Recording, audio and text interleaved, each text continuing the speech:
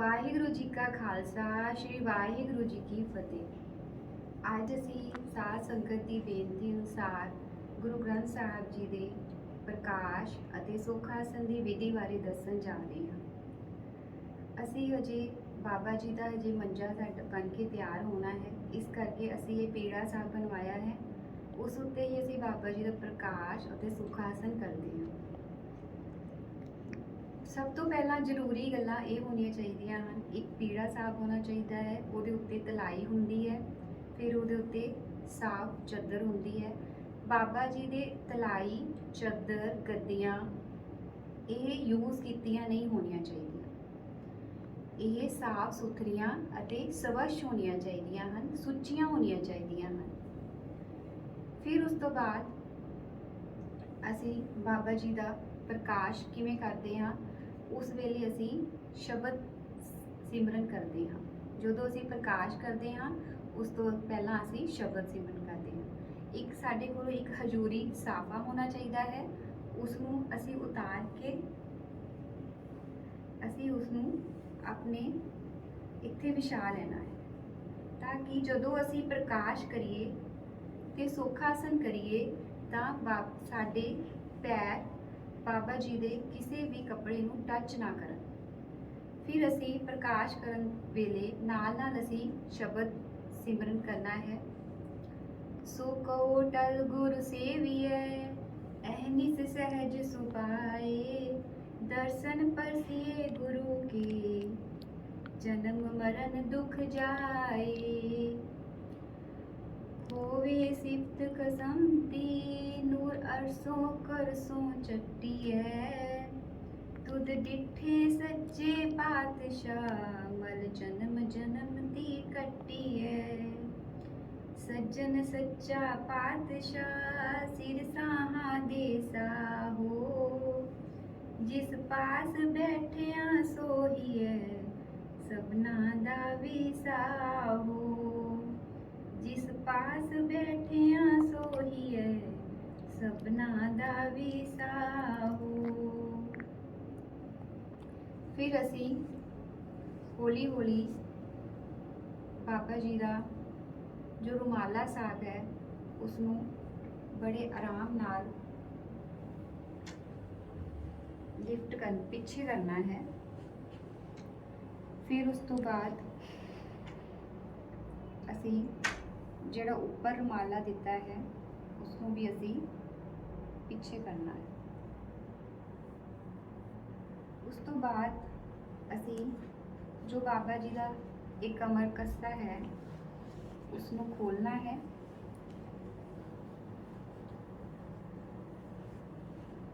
ਅਸੀਂ ਇਹ ਰੁਮਾਲਾ ਸਾਹਿਬ ਜੋ ਛੋਟਾ ਇੱਕ ਪਲਕ ਹੁੰਦੀ ਹੈ, ਬਾਜ਼ਾਰ ਤੋਂ ਮਿਲ ਜਾਂਦੀ ਹੈ, ਉਸ ਨੂੰ ਉਸ ਦੇ ਉੱਪਰ ਰੱਖਣਾ ਹੈ ਅਤੇ ਬਾਬਾ ਜੀ ਦਾ ਸਰੂਪ ਆਪਣੇ ਸਿਰ ਦੇ ਉੱਤੇ ਰੱਖਣਾ ਹੈ। ਉਸ ਤੋਂ ਬਾਅਦ ਜੋ ਇਹ ਕਮਰ ਕੱਸਾ ਹੈ ਉਸ ਨੂੰ ਫੋਲਡ ਕਰ ਦੇਣਾ ਹੈ।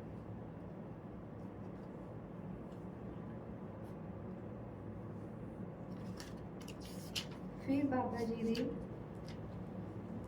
ਸਰੂਪ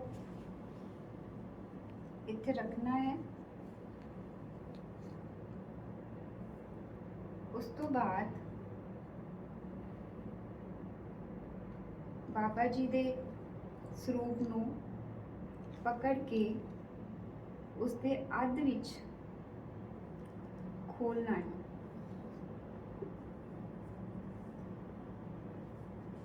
ਫਿਰ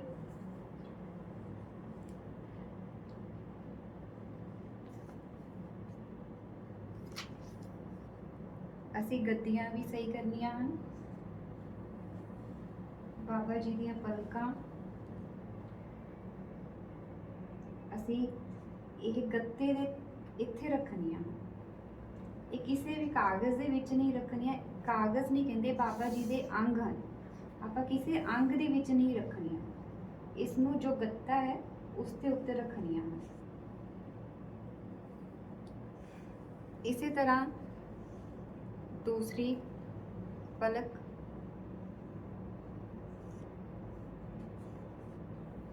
ਅਸੀਂ ਇੱਥੇ ਰੱਖਣੀ ਹੈ।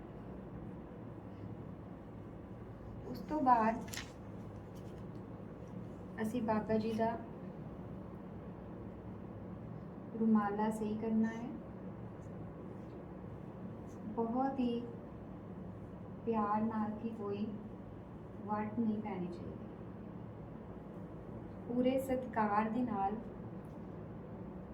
असी ये काम करना है।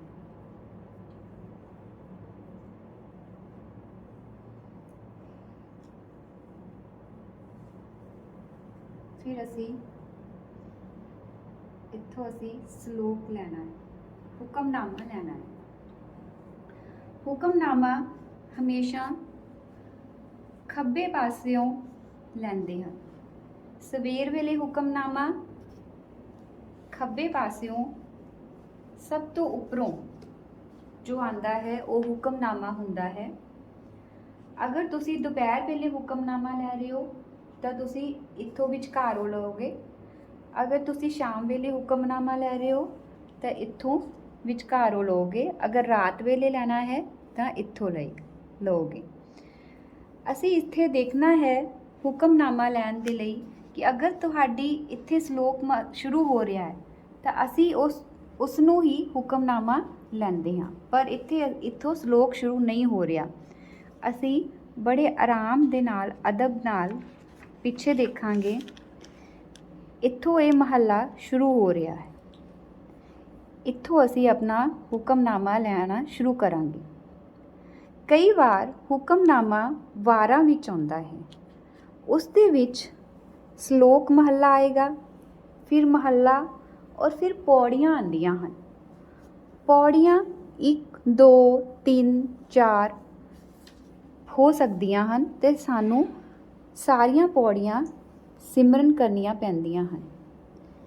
हुक्मनामे विच जो 2 लाइनां हन, पहलियां 2 लाइनां उसनूं असी 2 वारी पढ़ांगे और लास्ट दियां 2 लाइनां नूं भी असी 2 वारी पढ़ांगे। इस तो पता लग रहा है कि इत्थों हुक्मनामा शुरू हो रहा है और उस तो पता लगेगा कि हुण हुक्मनामे दी समाप्ति हो रही है। जिवें इत्थे हुक्मनामा है, मलार महला पहला कर दूजा, एकमकार सतगुर प्रसाद, पवने पानी जाने जात, काया अगन करे निपरांत, पवने पानी जाने जात, काया अगन करे निपरांत, जम्मे जी जाने जे थाओ, सुरता पंडित ताका नाओ, गुण गोबिंद न जानिए माए,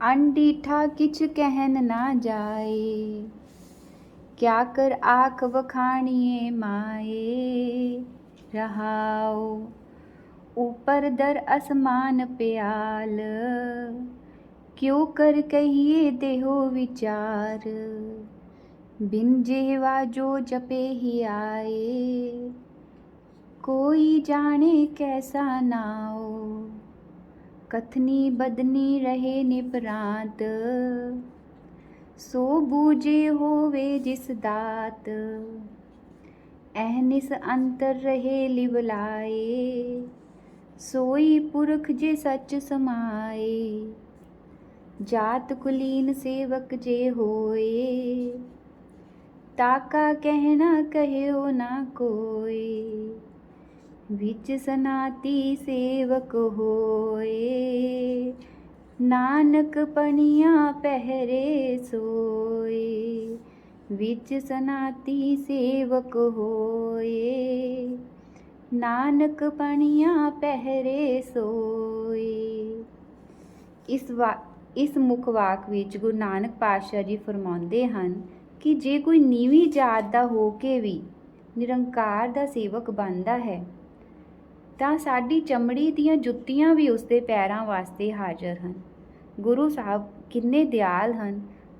ਉਹ ਕਹਿੰਦੇ ਹਨ ਕਿ ਜੋ ਕੋਈ ਨੀਵੀਂ ਜਾਤ ਦਾ ਵੀ ਹੈ, ਚਾਹੇ ਉਹ ਵੱਡਾ ਨਹੀਂ ਹੈ, ਚਾਹੇ ਉਸਦਾ ਰੁਤਬਾ ਸੰਸਾਰ ਵਿੱਚ ਵੱਡਾ ਨਹੀਂ ਹੈ, ਉਹ ਫਿਰ ਵੀ ਸਾਡੀ ਸ਼ਰਨ ਵਿੱਚ ਆਉਂਦਾ ਹੈ, ਸਾਡੀ ਸ਼ਲਾਘਾ ਕਰਦਾ ਹੈ, ਤਾਂ ਮੈਂ ਤਾਂ ਆਪਣੇ ਚੰਮ ਦੀਆਂ ਜੁੱਤੀਆਂ ਵੀ ਬਣਾ ਕੇ ਉਸ ਨੂੰ ਦੇਣ ਦੇ ਲਈ ਤਿਆਰ ਹਾਂ।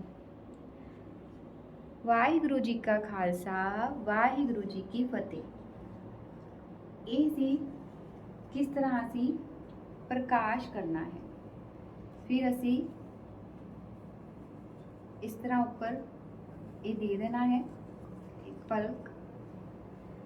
ਫਿਰ ਉਸ ਤੋਂ ਬਾਅਦ ਬਾਬਾ ਜੀ ਦਾ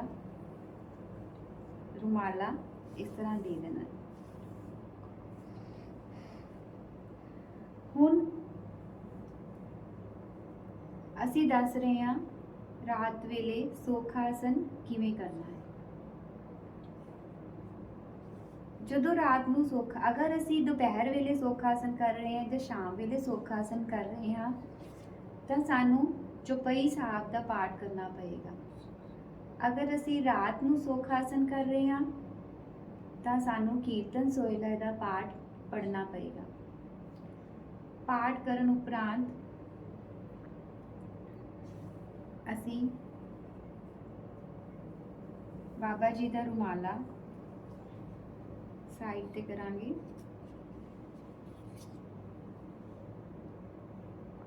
ਉਸ ਤੋਂ ਬਾਅਦ ਅਸੀਂ ਪਲਕਾਂ ਫੋਲਡ ਕਰਾਂਗੇ।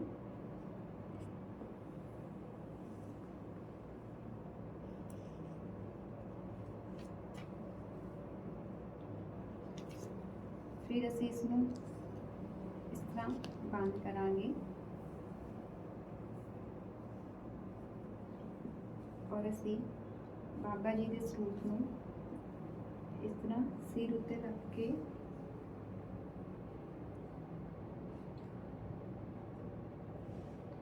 ਬਾਬਾ ਜੀ ਦਾ ਜੋ ਕਮਰ ਕੱਸਾ ਹੈ ਉਸ ਨੂੰ ਖੋਲਾਂਗੇ।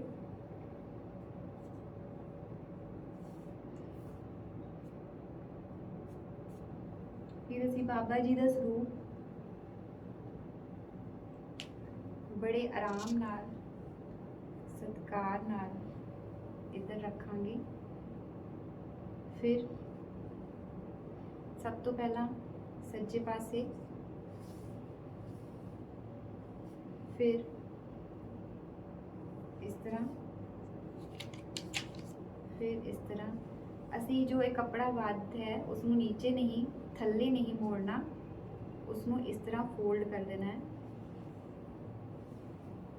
ਅਤੇ ਫਿਰ ਇਸ ਤਰ੍ਹਾਂ।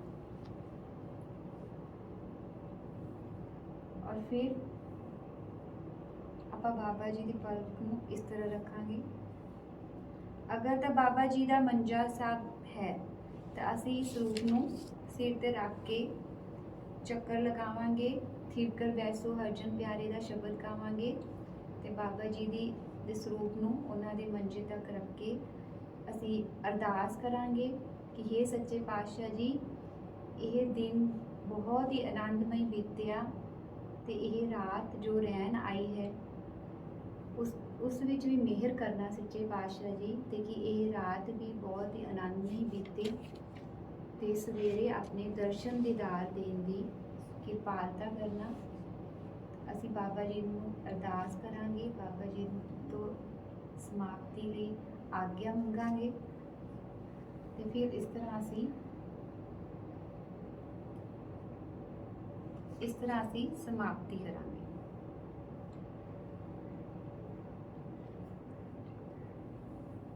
ਫਿਰ ਅਸੀਂ ਬਾਬਾ ਜੀ ਦੀਆਂ ਰੁਮਾਲਾ ਸਾਹਿਬ ਨੂੰ ਇਸ ਤਰ੍ਹਾਂ ਕਰਨਾ ਤੇ ਇਹ ਸਾਡੇ ਸੌਖਾ ਆਸਨ ਦੀ ਵਿਧੀ ਹੈ। ਵਾਹਿਗੁਰੂ ਜੀ ਕਾ ਖਾਲਸਾ, ਸ਼੍ਰੀ ਵਾਹਿਗੁਰੂ ਜੀ ਕੀ ਫਤਿਹ।